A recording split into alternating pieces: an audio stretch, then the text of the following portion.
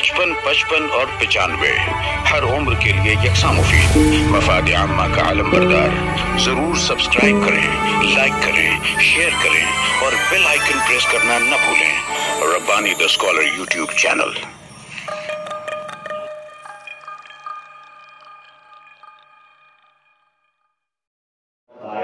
इसके बाद आएंगे नंबर 20।